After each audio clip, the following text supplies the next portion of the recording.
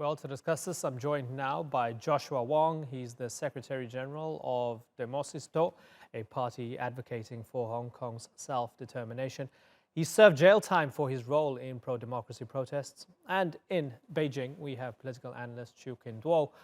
He's a former correspondent for China Radio International. Gentlemen, thanks for joining us. Joshua, as someone who had time in jail for his activism, and now you've seen these 9 convictions over people's involvement in the umbrella movement. Do you believe authorities are doing all they can to crush your movement?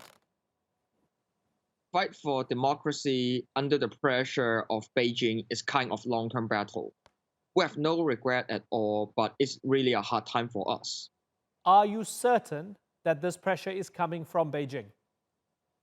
Absolutely, that's the pressure from Beijing, and under the hardline policy of President Xi Jinping, they just erode on freedom, human rights, and autonomy of Hong Kong. Even we are kind of city under the rule of Beijing, Hong Kong people deserve democracy. We deserve the right to freely elect the leader of our city. Qinduo, this is from Beijing. This is not from the Hong Kong courts, according to Joshua. What do you think? One thing Hong Kong people take a pride in is their rule of law. So if you look at the decision, including Joshua Wong's imprisonment, and also the latest trial and the sentence from the court, few people would dispute with the court ruling the decision because people respect the law. That's very important to the order and the stability of Hong Kong. And of course, for people from different sectors of the society, they have different pursuit, a different demand.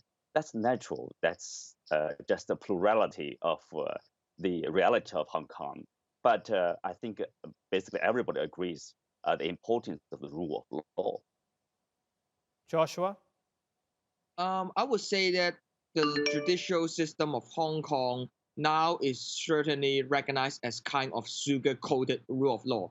Especially the government just prosecuted 9 leaders of the umbrella movement by the former colonial era law, which have strongly criticized by the United Nations, violate on the principle of human rights and rule of law. So if the government fully recognize the value and the principle of rule of law, they should not use this kind of outdated law to target leaders of the movement and just to generate kind of chilling effects. Qinduo, it's the public nuisance law. It's a colonial era law, right? Would you agree that it's quite heavy-handed, Xu? Well, this is a law. This is a legacy of the United Kingdom. You say Hong Kong was once ruled as a colony for nearly 100 years. So one thing also very noteworthy about the United Kingdom is about their rule of law and being a democracy. But speaking of democracy, before Hong Kong was handed over to China in 1997, there was no democracy. The governor was appointed by and sent from London to Hong Kong. There was no such a thing called democracy. Okay, but even democracy the court, but Xu, even the court handover is suggesting that there is no universal suffrage. It's even in their verdict. Let me ask Joshua about this because the court said, quote, Joshua, it was naive to suggest that a concession to introduce the form of universal suffrage could be made by the government overnight with a click of the fingers. The court saying, you guys are naive. You want democracy. You can't have democracy. So what's your response to the court? Which imply that the judges provide his personal political feel during the judgment, and when the court need to make and announce the leaders found guilty or not, it should be just based on legal principle instead of political judgment that is unnecessary, exists and announced. But one point I would like to add is when the judges criticize or recognize how naive the 9 leaders were, it's just show that how the judges also agree that the government do not respect and do not hear the voice of people. Right. Otherwise, they will not recognize this kind of naive attitude. The government should respect the voice of people. Joshua, we heard Wang Zhimin, Beijing's man in Hong Kong, say some countries with ulterior motives want to use Hong Kong as leverage against China. And he was suggesting that you guys on the streets, you're being used by outside forces. Address that for me, Joshua. That's the criticism from the pro-Beijing camp. They claim that the iPhone held and used by student activists are funded and purchased by U.S. government. This kind of unnecessary criticism, or even newspaper claim that I am trained by U.S. Marine or I am appointed as one of the CIA agents. So I would say that this kind of fake news violate on the principle of press freedom and also Right. kind of it's really contradict with the reality. I Right. just hope the international community recognize that Hong Kong as kind of international city, people should respect their different voice. Even foreigners live in Hong Kong, their voice must be heard. Okay, so Shu, I know you can see Joshua there. And Joshua, I don't mean to disrespect your physique in any way, but Shu, you can clearly see this guy's not trained by the US Marines, right? These are crazy conspiracy Of theories. course, my judgment, which could be wrong, but I believe this is right this time. Joshua obviously is not trained by CIA. I think that's fake news. I agree with Joshua here. Obviously, he's not trained by the CIA. But remember, the thing is, like when the judges talked about being naive or naivety, I think he has a very good point. That is, whatever demand you have or justifiable it is, you cannot achieve it. It's impossible to achieve it overnight. At the same time, there are, as we said, there are different voices in Hong Kong that reflects the democracy to a certain, a large degree. There are different voices. It's just natural. There are some voices that support the government, against the government, to prove Joshua Wong's camp or against his camp. That's just natural. And of course, when Beijing, people accuse this pro-democracy so-called camp here, like being used by other governments. That is being used does not mean like you're aware of. Okay. Sometimes you're not aware of. Okay, so let's You are ask being Joshua used. to respond to that. Joshua, you might be being used, but you don't know. What I mean is, firstly, the judges claim that we are naive, and I would say that no matter people recognize that we are passionate or not, or we are naive or not, I think this kind of discussion is related to kind of political judgment or strategy discussion during the democracy movement. And I think that no matter we are naive or not, it should not be, and it should not be recognized as a criteria to consider activists or leaders found guilty or not. At the same time, people might worry that me might be used by others. But as the one born a year before the handover, what we ask for is we hope to ask for free election. People hope to be the master of their own house. When we have sense of belongings to our city, we just ask that, the leader of Hong Kong named chief executive. So how come we can't freely elect him or her? And it's just kind of small circle election with political censorship. And finally, the leader or the government is still appointed by Beijing. I would say that now Hong Kong is not colony of China. We are not under the rule of British government. So now when we are already under the rule of Beijing, it is possible for us to elect the leader of our city. What's wrong for 7 million people deserve the right to show that we can decide who to lead our city. So, Shu, when you have this perspective, Joshua is saying we're not calling for something extraordinary. We just want to be able to choose our leadership.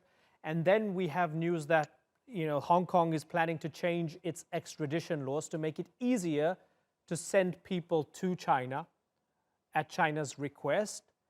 It seems that there's an inevitability that they feel that Beijing just wants to swallow them up and take away all of the freedoms that they have. It's the reality, isn't it, Shu? Look, Hong Kong has played a critical role in China's opening and reform process to the outside world, or in China's great achievement to modernize the country. Over the past 40 years, China has become from a poor country to the second largest economy. I think everybody agrees Hong Kong plays its due role. So it's a door to the mainland, to the China, the big country here. So Hong Kong is very important. Why should Beijing, why should the central government wants to do something stupid as destroy Hong Kong or taking the freedom from people of Hong Kong? For Beijing, we would rather leave Hong Kong alone, manage your own business. Besides, let me respond a little bit to what Joshua has said about election. People do have election. People do elect their leader. But according to the mini constitution of Hong Kong, that is, the leader will be approved by Beijing, the central government. That's part of the law. That's respect the law. And their demand, of course, why they are trialed is not for they have all kinds of whatever demand, is because their behavior violated the law, and they should receive due punishment when you violate the law. That's why Hong Kong is Hong Kong. That's why Hong Kong is envied by many other cities in Asia or in the world, because there's a rule of law, there's an order, there's a prosperity, there's a freedom, right? Why should anybody want to destroy Hong Kong at all? Joshua Wong. I mean, Yeah, let me we ask you, Joshua, just for a second, address the extradition laws and the proposed changes to that. Address that first and then have the rest of your Yeah. response. We recognize the uniqueness of Hong Kong with judicial independence, and also free market economy. Especially, we have kind of check and balance and transparency in our market operation. But now, currently, the extraditional amendment proposed by Hong Kong government is just allow Beijing or mainland China government to freely arrest anyone from Hong Kong to mainland China and extradite that guy from Hong Kong to mainland China when the chief executive agree on it. And I think this kind of amendment should have more and more discussion in Hong Kong instead of just having 19 days of consultation, even less than 3 weeks. And it should have more public discussion. And I would say that instead of expecting Hong Kong apply the model of China, I think mainland China should apply the model of Hong Kong. Of course, we recognize that according to the mini constitution of Hong Kong, the chief executive should be approved by Beijing. But the question that finally is still asked by every Hong Kongers is, it is possible for us to go inside the voting station to vote the one we support during the chief executive election instead of only 1,200 upper class elite, and most of them belongs to the pro-Beijing camp. They become the significant minority. The 1,200 people, they might be the only one can elect the leader of city currently. Right. So Shu, I know that as you listen to Joshua, you don't find what he's saying unreasonable. So what's the difference between what he's saying to you now on Skype and what he's saying with 10,000 other people out on the streets? They're not harming anybody. They're not hurting anybody. They're just asking for more rights. That's all they're doing. Nobody has any problem with what they are asking for. There are different people asking for different things. Pro-establishment people would say, we are fine. We are going to take a gradual approach to achieve full democracy or direct election in the city. So some people say that's the approach we should adopt. Other people, like Joshua Wong, would say, no, we want the direct democracy overnight.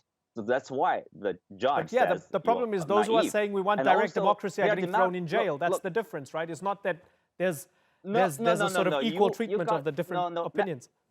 Let me correct you. You are wrong in saying that because they are asking for such a demand, such a democracy, and then they are put into prison. Because what your behavior is not about what you are demanding, what you are saying. Where is about should you your demand behavior, it? what you are doing.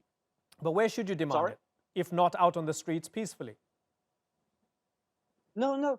There is a law. You can ask for approval. You cannot create this trouble for public order. You disrupt the people like 450,000 people's daily life for more than 3 months. You paralyze the whole city, and then you say, hey, I'm fine with this. But other people would say, I'm not fine with this. I'm pissed off with this. So where is the law? If there's no law, Hong Kong will become chaotic. Is that really the interest of the people in Hong Kong? Joshua Wong, very finally, what's your message to the chief executive? I urge the chief executive of Hong Kong recognize that people ask for democracy, no matter people around Hong Kong, around the world, agree or disagree, they still rely on the principle of peaceful and non-violence. And especially, I hope to point out that even we expected might face certain kind of prosecution by the government, but I hope people around the world could reveal that is the prosecution of government include any kind of political consideration, and is they are the one who hope to solve the problem, or just targeted the one hope to solve the social conflict. Yeah. Joshua Wong and Qinduo, I thank you both for joining us on the Newsmakers. Thank you.